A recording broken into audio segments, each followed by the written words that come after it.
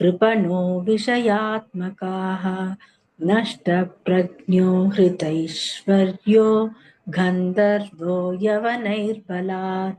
हरि बोल. Thank you, Mataji. Hare Krishna. Hare Krishna. Mataji, the translation also. Translation by A.C. Bhaktivedanta Prabhupada, Srila Prabhupada ki jai. When King Puranjana was embraced by Kalakanya, he gradually lost all his beauty. Having been too much addicted to sex, he became very poor in intelligence and also all his opulence. Being bereft of all possessions, he was conquered forcibly by the Gandharva and the Yavanas. Haribol. Thank you, Mataji. Sudha Mataji, the next verse and the translation, Hare Krishna. And the next one, Sharmila Mataji, verse and translation, Hare Krishna. Hare Krishna Mataji pranams. Vishirnam swapurim viksha pratipulan anadritan putran pautranugamatyan jayam cha gata sauradam. Translation by Divine Srila Prabhupada, Srila Prabhupada ki jai. King Puranjana then saw that everything in his town was scattered and that his sons, grandsons, servants, and ministers were all gradually opposing him. He also noted that his wife was becoming cold and indifferent. Thank you, Mataji. Hare Krishna. Hare Krishna. Text 8. Atmanam kanyaya grastam panchalanaridushitaन duranta chintam apanno na lebetat pratikriyam. Translation by His Divine Grace A.C. Bhaktivedanta Swami Prabhupada, Srila Prabhupada ki jai. When King Puranjana saw that all his family members, relatives, followers, servants, secretaries, and everyone else had turned against him, he certainly became very anxious. But he could not counteract the situation because he was thoroughly overwhelmed by Kalakanya. Thank you, Mataji. Hare Krishna. Hare Krishna. Verse 9.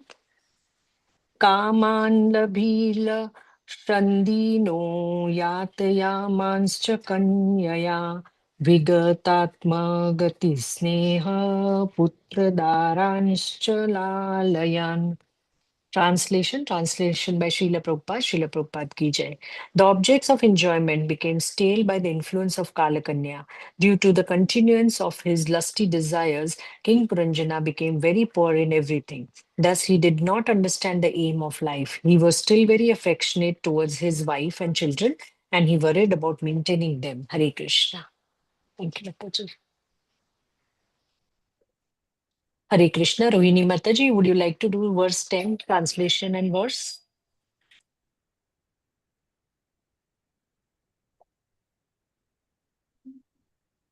Krishnamurti Prabhuji, you can do the verse and the translation. Hare Krishna. Hare Krishna Mataji, Dandavat Pranams Mataji.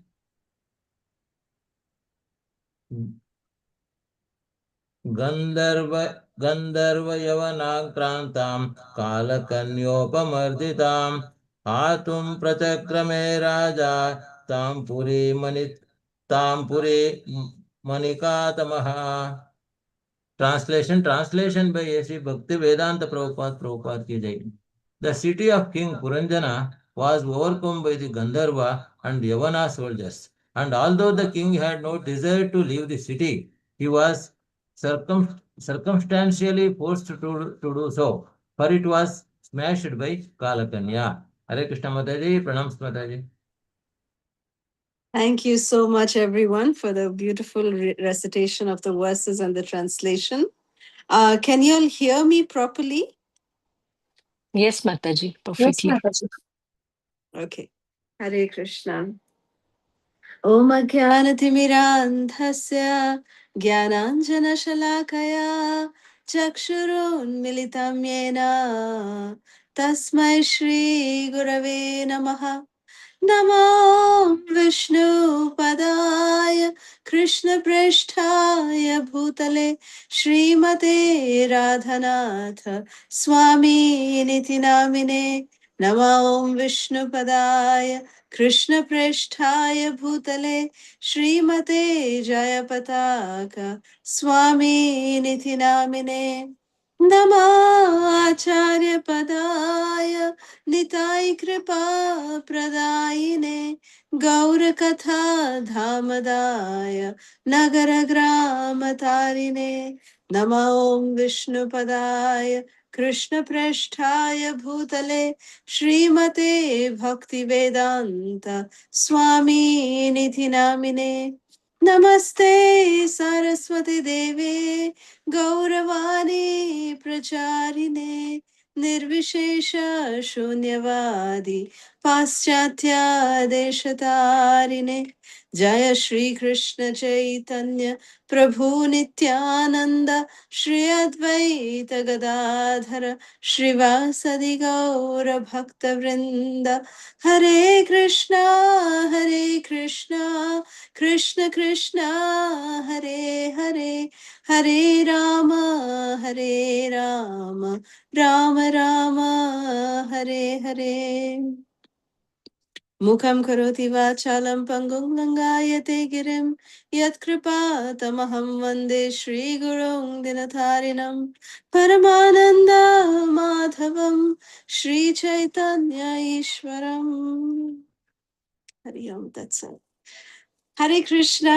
So again, I'd like to thank all of you and especially Narayani Kripamai Mataji for this wonderful opportunity to be in all of your wonderful association. We can stop the screen sharing now. Um, so basically the story of King Puranjana, we must understand that this is an allegorical story. It's an imaginary story that Narada Muni is very mercifully narrating it to King Prachina Barhi. He is narrating this beautiful story of King Puranjana, and King Puranjana representing the body. Yes.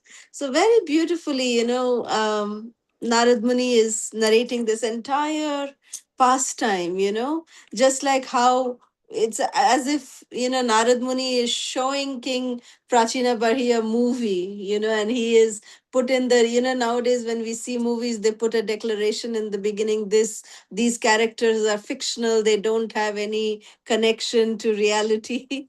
So, like that, Narad Muni is telling this beautiful allegorical story of King Puranjana to teach King Prachina Barhi what is the reality of life. He is giving King Prachina Barhi the reality check, so to speak. Very beautiful. Narad Muni is such an expert preacher.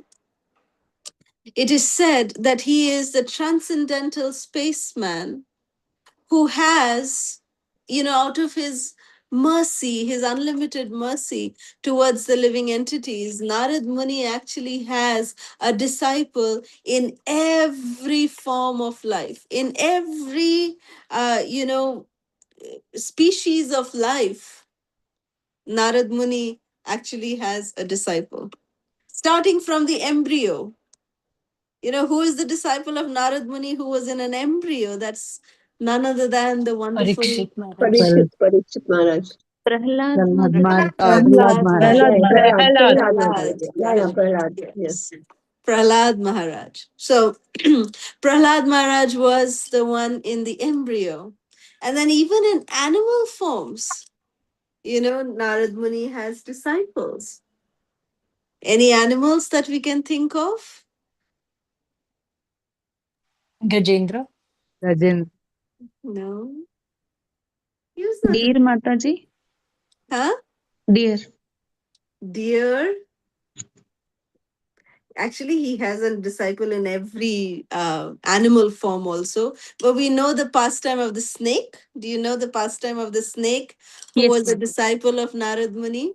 And Narad Muni, there was this very, very, how should I say, it was a very poisonous snake, very poisonous snake. So Narad Muni, went to the snake and said, "My dear snake, why do you have to spread so much negativity? Why do you have to go and just bite people and put your poison in them? Don't do that." And Narad Muni spoke the language of the snake's parcel tongue.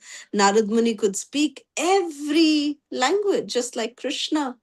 And so Narad Muni was speaking to the snake, and the snake said, "But that's my nature, Narad Muni. What can I do? I have to bite." So then Narad Muni said, "No, no, no, you don't have to bite. You are biting because you're afraid. You're afraid that the other person will attack you, and out of that fear, you're biting them. Don't bite them anymore." So then Narad Muni convinced him, and he became very much convinced. He became a very, very Shuddha Sattva snake. And he said, "Okay, Narad Muni, from today I promise I will not bite anybody." Narad Muni became very happy, blessed the snake, gave him mantra diksha, and nicely the snake became a wonderful devotee. So Narad Muni, being a transcendental spaceman, he would travel around the entire universe, entire creation. Narad Muni traveling around, meeting different disciples. Then after a few months, he came to see, "Oh, how is my snake disciple doing?" Narad Muni came to see his snake disciple. And he came and he saw that his snake, who was very nice and powerful, always with his hood raised, this snake was, there was so much of, blood on him. There was wounds all over his body. And Narad Muni said, "Oh, my dear Shishya snake, what happened to you? Did you, have some accident or something? What happened?" So the snake said, "Oh, my dear Narad Muni, you told me not to bite anyone, right? So I just became very docile. So even these small, small children, when they pass by, they throw stones at me, because before I used to bite them, no? So now they're throwing stones at me. They're just, coming and crushing me. They're hitting me.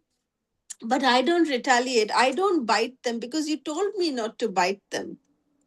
So Narad Muni felt very compassionate that this snake is so sincere, such a sincere disciple of mine. So Narad Muni was very pleased, but he told the snake that, "My dear snake, my dear disciple, I told you not to bite anyone, but you should raise your hood. You can raise your hood, and then everyone will run away in fear. But if you just, allow yourself to be a doormat, then people will always take advantage of your goodness. So don't let the world take advantage of your goodness." This is the moral of the story. But at the same time, there's also a beautiful learning that how Narad Muni is so compassionate, that he is so merciful, that whatever is needed by his disciples, Narad Muni gives them that kind of philosophy. So, in this particular case, in the case of King Prachina Bari, Narad Muni saw that he was so grossly attached to his family life, to his kingdom, to his material worldly possessions. So to bring him out of this, Narad Muni said, the only way that I can, really help this king is by telling him this allegorical story. That will attract his attention, that will captivate his mind, that will change his mind, and he will turn towards Krishna. So that is the quality of the Guru. The Guru knows, just like, Srila Prabhupada very beautifully says, the Guru is like a coach. The coach gives training to the different players, not the same kind of training. The coach will train every player individually based on the strengths of each individual player. What is the strength of the individual player? What is the weakness of the individual player? The coach will give the training accordingly. They'll give tips and how to overcome the weakness, how to use their talents. The coach will give the training based on individual players. But the coach will never come and play the game for the players. The coach will always stand on the sidelines and cheer for the players. That is the role of the spiritual master. The spiritual master knows, the guru knows what each of his disciples need. What is the weakness of each disciple? What is the strength of each of the disciples? To encourage them based on their strengths and to help them, give them the strength to overcome their weakness. Yoga kshemam vahamyaham. Just like how Krishna says that yoga kshemam vahamyaham, I carry what they lack and I preserve what they have. This is exactly what the Guru does also with their disciples. That the Guru preserves all our qualities and carries the qualities that we lack. That is the role of the spiritual master. And Narad Muni over here, we see that how beautifully he is performing his role as the spiritual master, trying to explain to King Prachina Bahishat that how he can overcome his material attachments, all the attachments to his material worldly possessions, by narrating this beautiful pastime and the story of King Puranjana. So we all know, we heard in the previous chapter that how King Puranjana, his city means, explains that the body is affected by the attack of Kalakanya.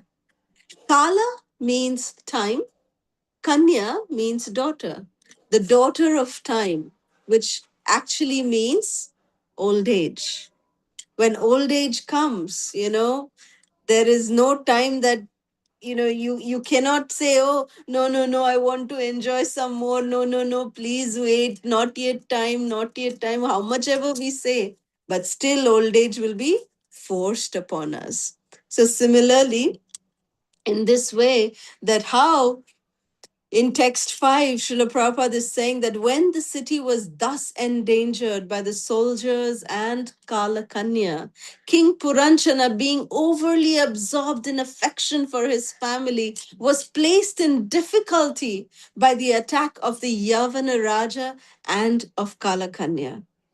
So imagine when the body is afflicted by old age, what do we turn to? We turn to so many treatments to cure our wrinkles. We do so many things to, hide our gray hair. We do so many things so that, no, no, no, I'm not yet old. I'm not yet old.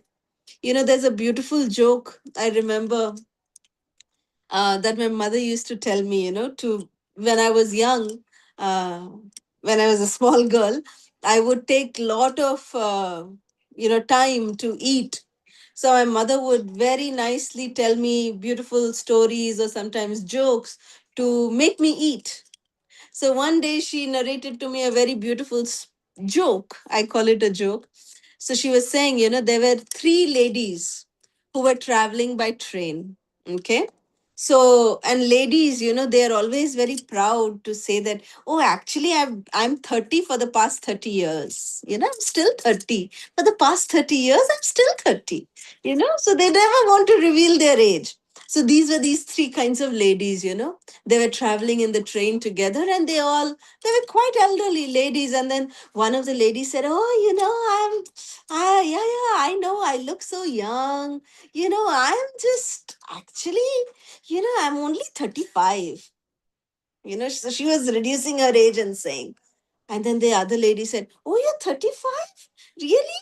You look like around 55. Okay, but you're 35. But me, I'm only 28. I'm not even 30. I'm just 28. And then there was another lady. She said, oh my God, this lady, she looks 55. She's saying 35. This other lady, she looks 50 and she's telling 28. What should I say? So then this other lady, she said, actually, people tell that, I look very elderly, but actually, what's my age? I'm only 22. I'm not even 25. Just imagine, everyone is really so impressed by my age, and they were just flaunting in this way. So there was one young man who was lying on the top compartment of the train, like the top berth. He was lying down. So he was listening to these three ladies yapping like this and, just lying off their heads. So he got very irritated and agitated. And he just jumped from the top berth. He just jumped down. And as soon as he jumped down, the ladies got shocked. They said, hey, from where did you fall? Where did you fall? He said, I just took birth right now. I just took birth. He was a young man and he's just saying, I just took birth. So, That's yeah. a good one. So this is something very, that people in material world, they are very, very fearful of old age. very fearful of old age. Nobody wants to be old. Srila Prabhupada says in his lectures, in most of his 80% actually of his lectures, if you listen to, Srila Prabhupada always talks about, how janma mrityu jara vyadhi dukkha doshanu darshanam. That, how old age is forced upon us. Nobody wants to become old, but old age is forced upon us. No one wants to become diseased, but disease is forced upon us. So, what can we do? Srila Prabhupada is saying in the purport that in old age, these, become weak. All the limbs of the bodies, they become weak. And when they are attacked by, especially by different kinds of diseases, the body becomes very weak. And the proprietor of the body, Srila Prabhupada is saying, the proprietor of the body becomes very sad because they are not able to utilize their body in the same way as they were used to, when they were young, when they were able to utilize the body by, working as much as they want, walking, doing different kinds of work. But now they're not able to do that. Similarly in sense gratification. The next verse, text 6 says that how when King Puranjana was embraced by Kalakanya, he gradually lost all his vigor, his, beauty he lost. Why? And having been, because in his youth, he was so attached to, enjoying the bodily pleasures through sex life and everything, he was not able to continue that in his old age. He became very poor in his intelligence. Srila Prabhupada says in, different places, Srila Prabhupada says, those who are engaged in too much of bodily pleasures in this way, when the secretions happen, that reduces the intelligence. The brain gets affected, the intelligence gets affected. The intelligence actually becomes dull, Srila Prabhupada says.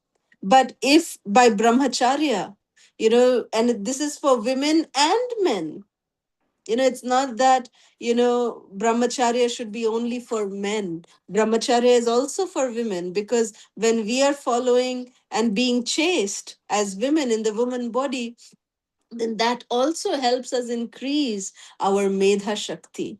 And that happens with men as well as women. So intelligence becomes sharper. Srila Prabhupada, even up to the last, even up to the last moment, of his deathbed, those of us who've seen the final lesson, Srila Prabhupada departing from this world, we can see how even towards the end, Srila Prabhupada was continuously, giving purports to the Srimad Bhagavatam. That is Medha. How powerful and how potent Srila Prabhupada's intelligence is, so sharp. So Srila Prabhupada's intelligence did not get affected by Kalakanya, by old age or disease. That is a pure devotee. And unlike the story of King Puranjana. So then, next verse, Srila Prabhupada is saying that King Puranjana then saw that everything in his town was scattered, and that his sons, his grandsons, servants, and ministers were all gradually becoming against him. And his wife also was becoming cold and indifferent towards him.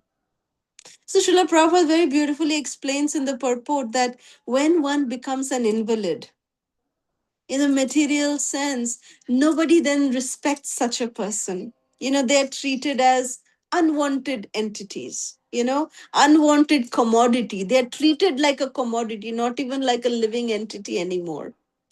How we take care of our elders in the family, we should try to think about it. Some of us, we just put our elders in the old age home.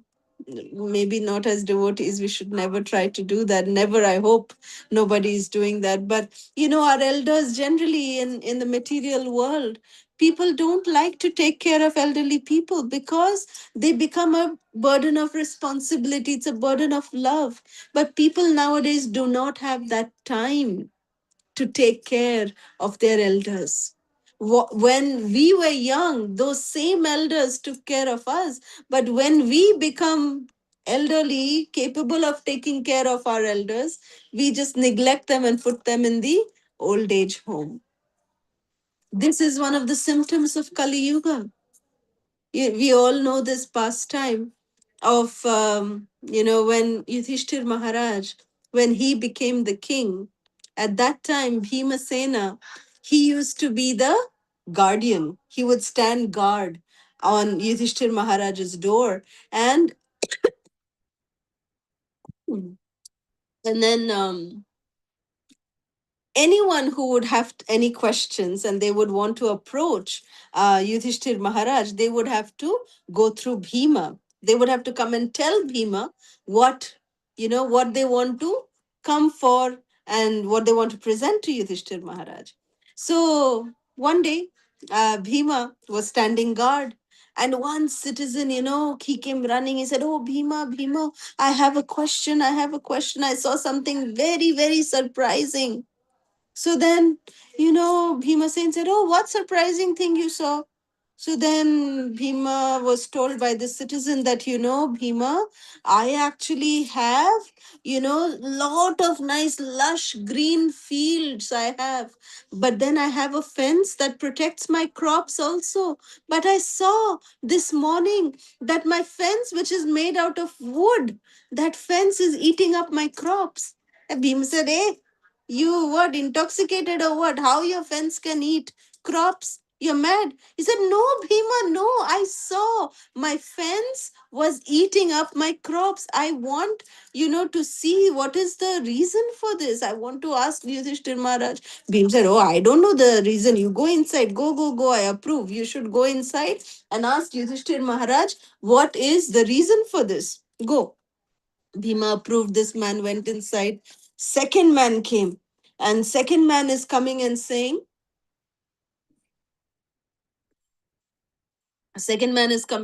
"Bhima, Bhima, I saw something very, very, very, very, surprising." Bhim said, "Oh, what did you see?" He said, "I saw that there was one elephant and one man. He took a needle and he started threading the elephant through the eye of the needle. The entire elephant passed through, but the tail got stuck." Team said, "You're mad or what? First of all, threading an elephant went through, but tail got stuck. How can this be?" He said, "Yeah, I'm surprised, Bhima. What happened? What happened?" So then, Bhim said, "Okay, go inside. Ask Yudhishthir Maharaj. I don't know." So then Bhim sent the second man also. Third man came running. He said, "Oh, Bhima, I saw something very, very surprising." He said, "Oh, what? What did you see now?" So then he said, "Oh, I saw that there was, five small pots and there was one big pot. So from the water from the five, from that big pot was able to pour into and fill completely the small pots. They were able to fill up. But when that collective small pots tried to pour the water into the big pot, the water was not spilled. It was not able to fill the big pot. Bhima said, "Hey, I know the answer to this. Whoever was pouring, he made mistake. He dropped all the water. No, no, no, correct, no, correct. That's why the big water pot didn't fill." Said, "No, Bhima, no, not even a drop fell. But the water was not filled. Why? Where did the water go, Bhima?" So Bhim said, "Oh, I don't know. Okay, go inside, ask Yudhishthir." Third person also went inside. Then the fourth person came running. And Bhima said, "Oh, please stop. You're coming and running like this. I know. You saw something surprising also. What is this? Today is a day of surprises. I can't even now bear to hear what you have. You come with me. Let us go in front of Yudhishthir Maharaj. You have something surprising." He said, "Yes, yes, yes." He said, "Come, let's go inside. We'll go and see what Yudhishthir Maharaj says."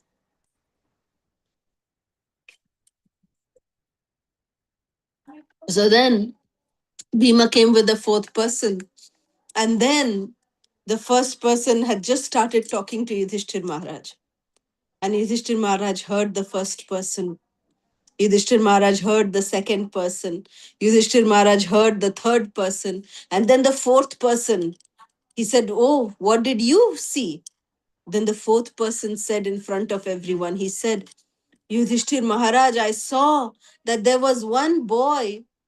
He took a single strand of thread and he made a loop of that thread. He swung that thread and he put it on a hill, and he just pulled the hill with that rope, and the entire hill came collapsing down. And Bhimasen had his, hand on his head. He said, Ayo, what is this? With one small thin rope, hill came crumbling down. What is this? So, what will Yudhishthir Maharaj say? Everyone was, looking, especially Bhima. So, to the first person, Yudhishthir Maharaj said that all four of you have experienced the symptoms of Kali Yuga. The first person, what did he see? The The fence fence Mataji is eating the eating the Crops. fields. crops. Yes. So Yudhishthir Maharaj said in Kali Yuga, Rakshak become Bhakshak. The protector becomes the one who takes advantage, one who exploits the others. So our protectors become the exploiters. This is one of the symptoms of Kali Yuga. What did the second person see? The tail of the The elephant elephant. got stuck. Yes. Entire elephant passed through, but the tail got stuck. So Yudhishthira Maharaj said, this is also one of the symptoms of Kali Yuga.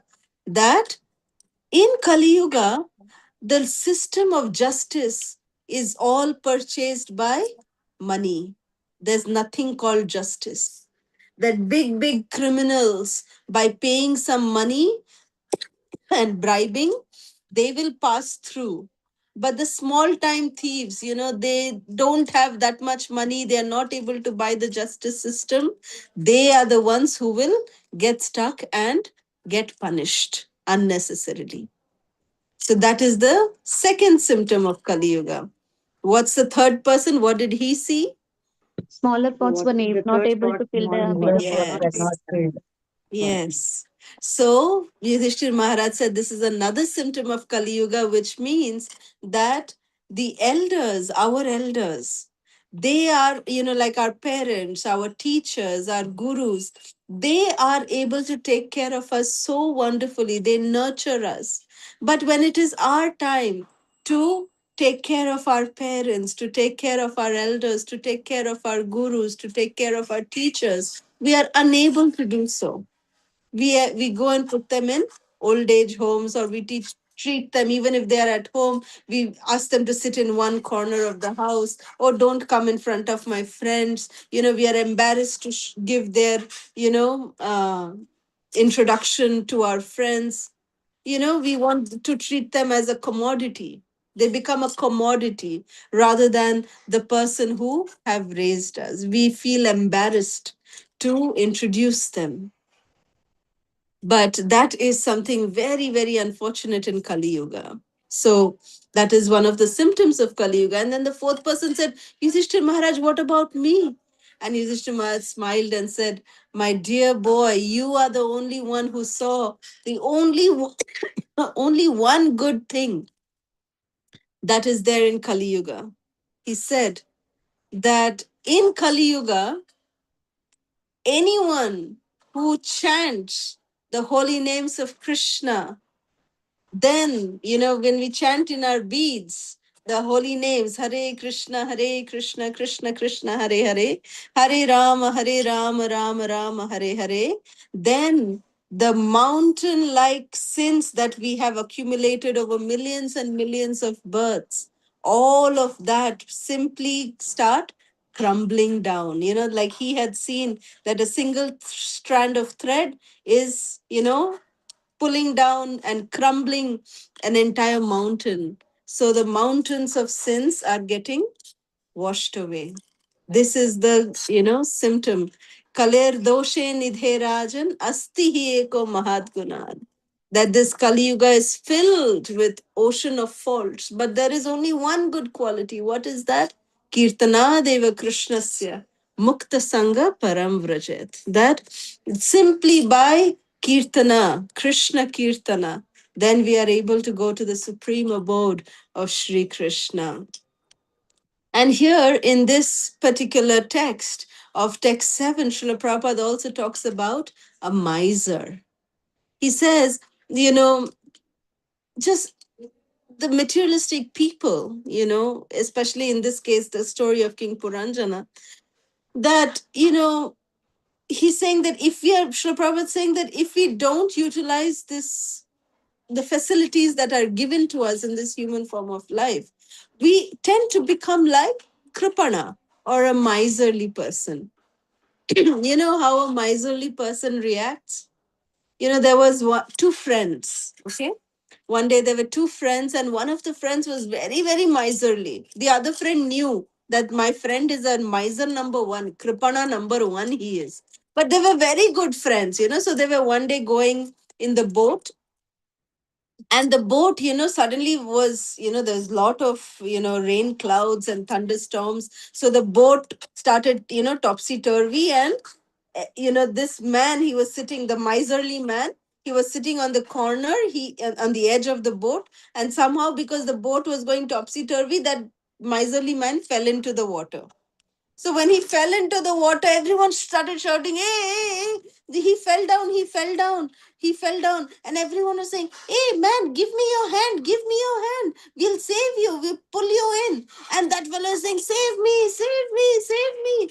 And these people on the boat, they're saying, yes, yes, we'll save you. Just give us your hand, we'll save you. Give us your hand, give us your hand. And that person is not even listening. He's going on, oh, I'm drowning, save me, save me. So then his friend understood that this fellow is such a miser. He made everyone move. He said, move aside. And then he said, hey, my friend, come, take my hand, take my hand. And then immediately the miser came and caught his hand, and he was pulled out. So then everyone on the boat said, oh my God, we were telling from so long, give us your hand, give us your hand. He didn't listen, only you once came and said, take my hand. And he listened to you. He said, yes, yes, because this friend of mine, I know him very well. No, he is a miser number one. In his dictionary, in his vocabulary, there is no word called give. It does not exist. He cannot give anything. He can only take. So, as you always saying, give me your hand, give me your hand, he can't hear that because it does not exist. Give word does not exist in him. He can only understand take. So, when I told him, take my hand, immediately he understood.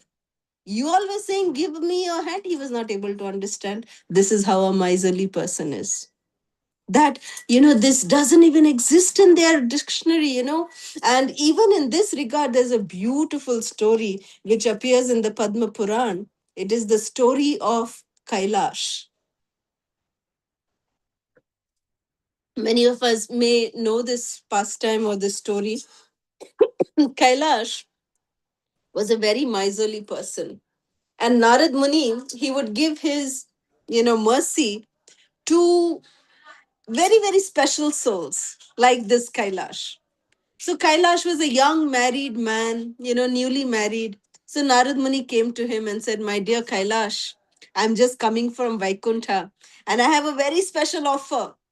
Lord Narayan has told me that if I want, whoever I want, I can take them to Godhead. No problem. Just by my recommendation, I will take you to Godhead. Come with me. Come with me to Vaikuntha. You don't have to do anything. I just thought of you that you need this mercy, my dear Kailash. So you come with me. I'll take you to Vaikuntha. So Kailash said, oh, Narad Muni, you're so kind to me. You're so nice. You thought about me amongst all of your thousands and thousands of disciples. You thought about me. I'm so fortunate. But see, Narad Muni, I just got married, no? How can I come now?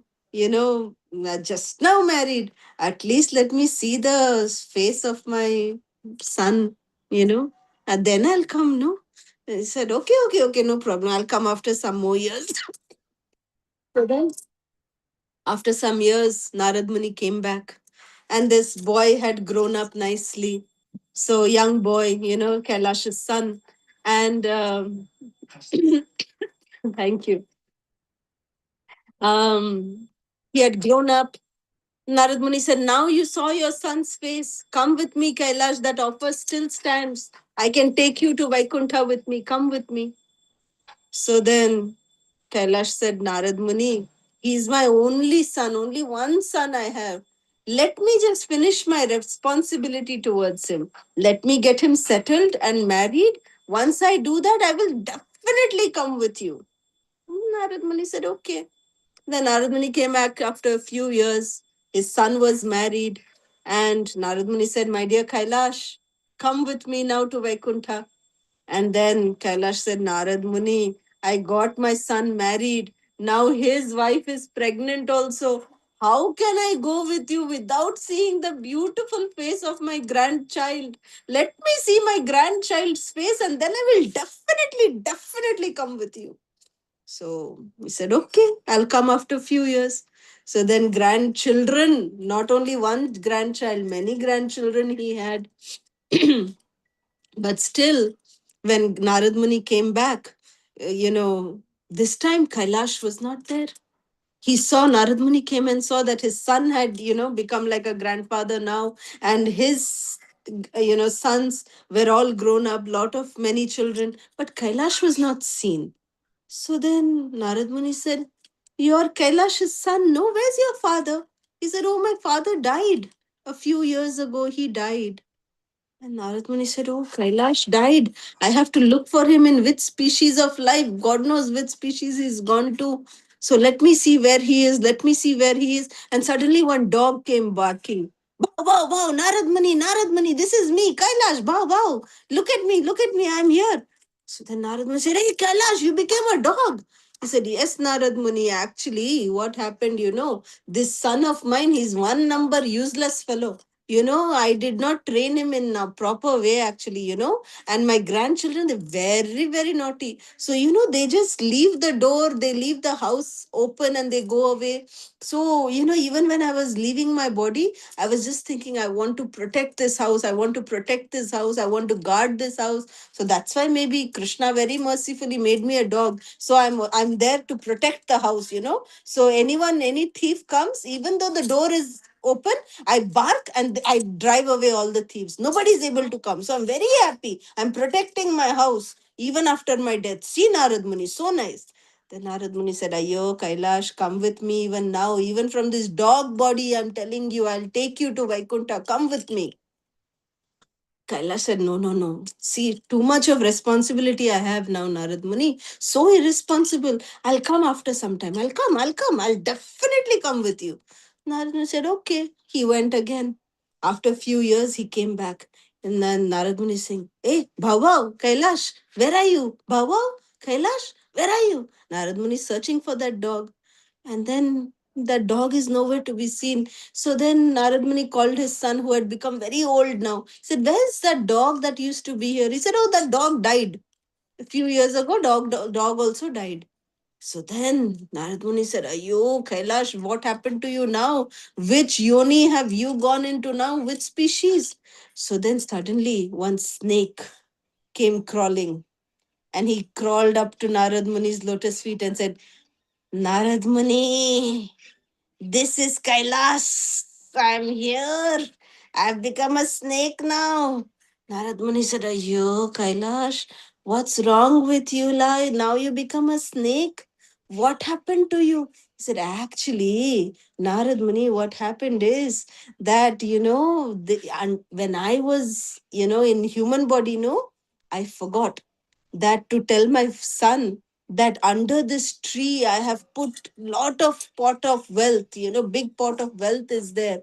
So I have put there, and I forgot to tell it to my son. I was so busy doing other things, I forgot to tell this. So I'm actually, staying guard on this pot of gold, and so no one should take this. I'm keeping it safe for my future generations.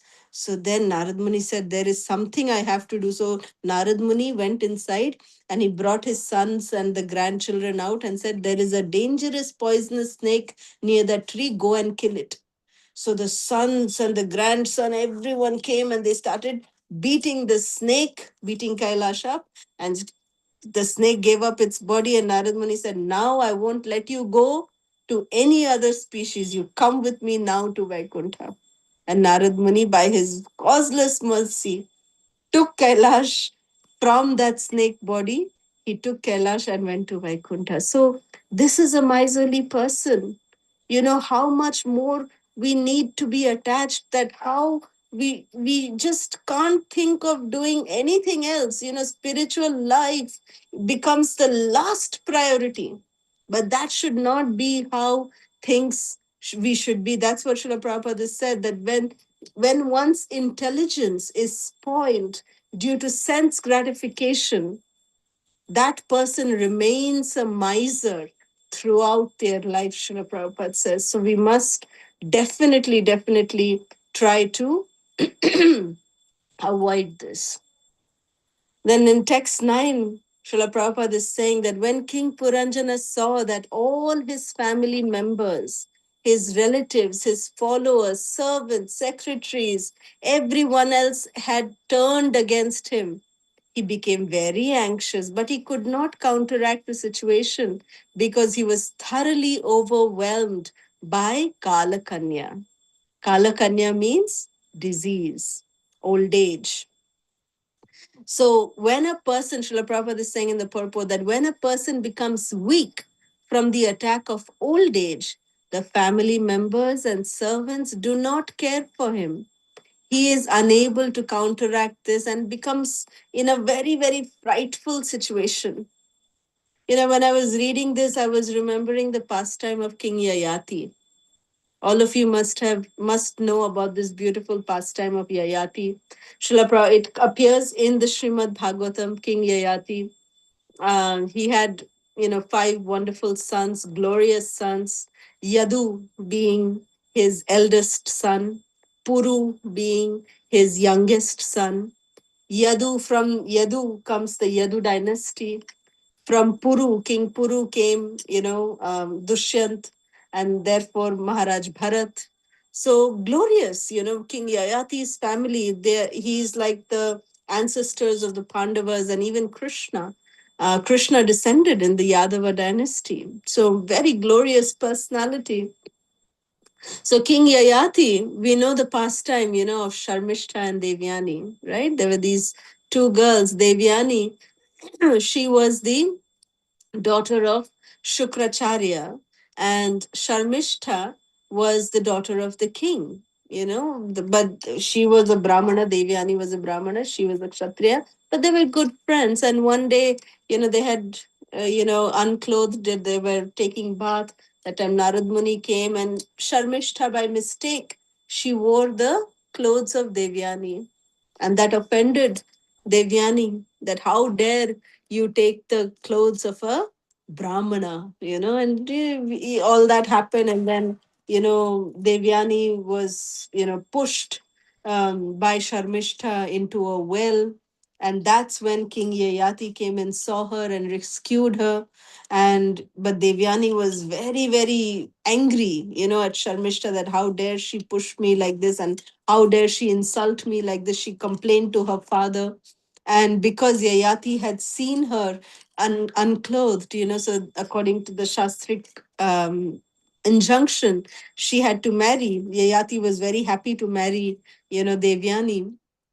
And then they got married, but then Devyani was, very jealous and not content with, the insult that Sharmishta had put her through.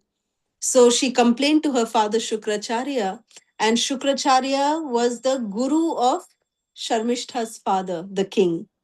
So Sharmishta's father got very scared that, oh, Shukracharya should not curse my family.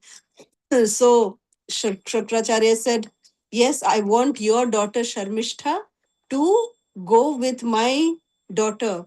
When she gets married to Yayati, she should be like serving my daughter as a maid, like that. That was the demand of Devyani. So, Sharmishta had to agree. So, amongst the thousands of maid servants that went with Devyani, Sharmishta was one of them. So then it is explained in the Bhagavatam that how Sharmishta, although not married, to Yayati, King Yayati. She approached King Yayati for a child, and they became intimate, but Devyani found out about it. She again ran away to her father, and that's when Shukracharya cursed Yayati, that you are so sinful, you are so lustful. So I curse you that you will lose all your youth. Your youth will go and you will become an old man. And as soon as he heard that you'll become an old man, this Yayati became very frightful. Exactly what Srila Prabhupada is explaining here. That this anxiousness and lamentation results in frightful situation. So Yayati became very frightful. He begged forgiveness from Shukracharya. He said, please, please give me back my youth. Don't take away my youth. I want to enjoy more. I want to enjoy more. So Shukracharya said, you can exchange your youth, your old age that you have right now. You can exchange it with someone who has youth. If someone is willing to give you their youth, you can get their youth. So Yayati, the old Yayati, he came to his elder son Yadu. He said, please give me your youth, you take my old age. Yadu refused, giving lot of reasons he gave. He said, no, I cannot. He went to all of his sons. Nobody wanted to exchange the youth.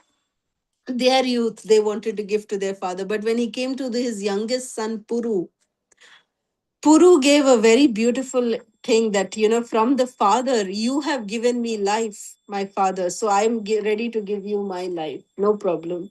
And Puru took the old age of Yayati and gave Yayati, his father, his youth.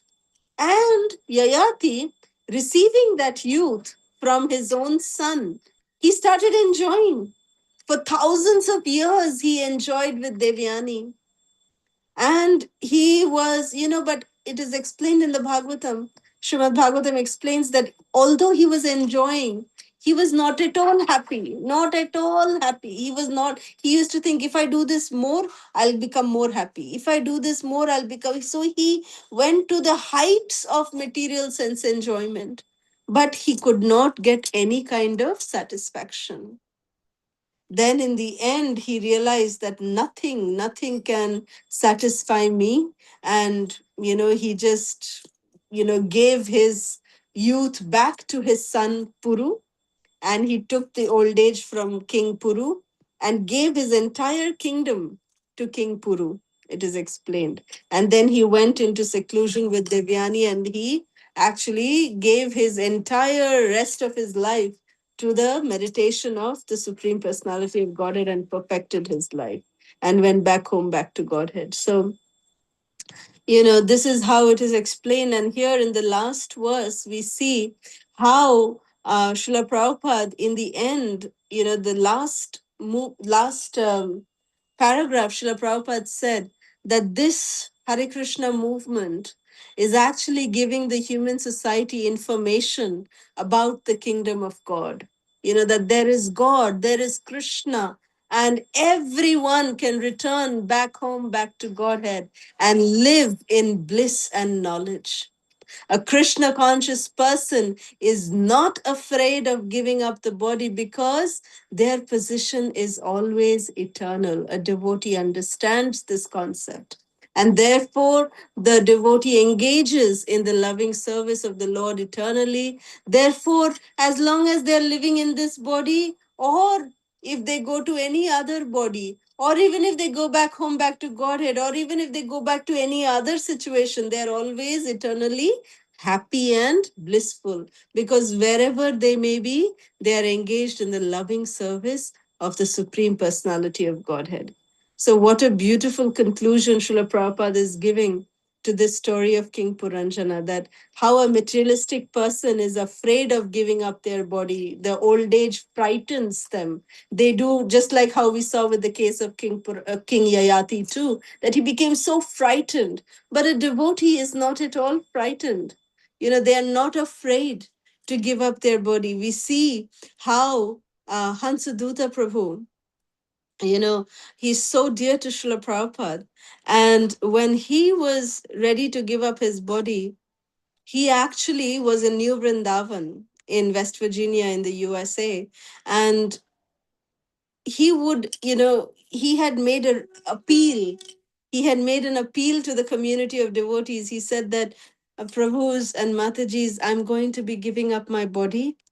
So I request all of you that please come to me to only make me hear Krishna Katha and to chant the Hare Krishna Mahamantra with me, that I have this limited time. So please help me give up my body while remembering Krishna. So in this way, it became such a beautiful environment in New Vrindavan. Srila Radhanath Swami Guru Maharaj explains, is so blissful situation because the way, he had left his body. Similarly, when Srila Bhakti Tirtha Maharaj left his body, how he chose to leave his body amongst the devotees, in such a blissful situation, although he was so much in a physical difficulty. Imagine his leg was severed, it was so difficult for him physically, going through so much of pain and physically challenged, but he was in ecstasy. When he gave up his body, he was smiling because he was not afraid. He was not frightened of the disease that had inflicted him. This is the life of a devotee, that how beautifully they are able to embrace death, because they know that this death is nothing but a stepping stone to a life full of eternity in loving service to Guru and Krishna. So we'll conclude our session here today. So if there's any questions, comments, realizations, or reflections, we can take that now. Thank you very much. Srila Prabhupada ki jai. Hare Krishna.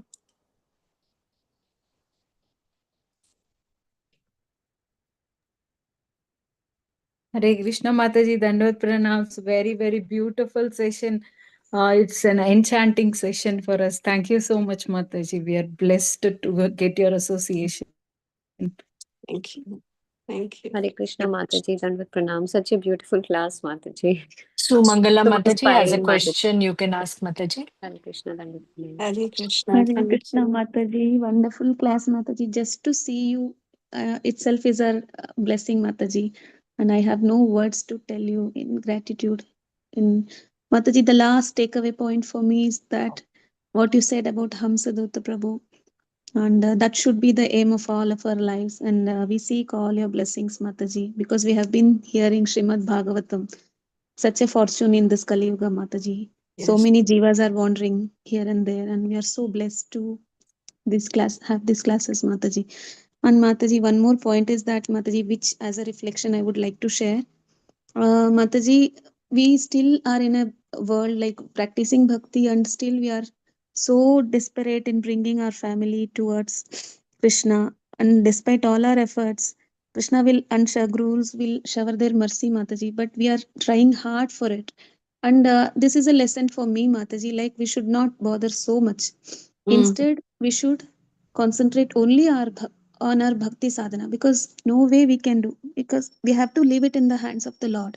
yeah. And then otherwise you share the story, Mataji, which like the it became a Yeah. dog, it became a serpent, so we'll end up being here only as some insects or lizard or something like that. So that should not happen. And this is what is my takeaway point, Mataji, and I'm very much grateful to you. Hare Krishna. Thank you so much, Mataji. Dandavat pranam. Hare Krishna. Thank you, Mataji. Thank you. Mataji, pranams Mataji.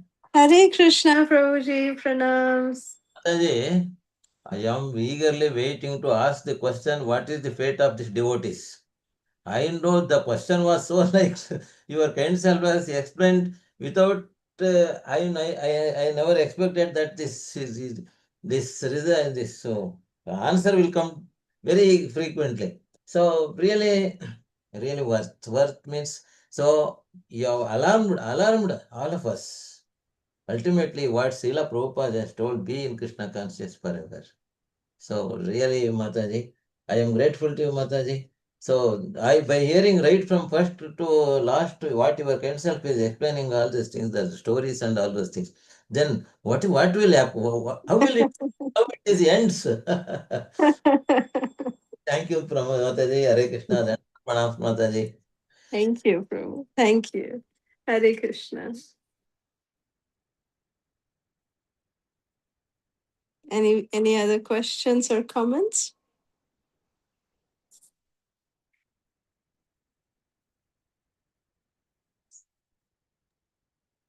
Hare Krishna, Mataji. If no more questions, we'll end the session, Mataji.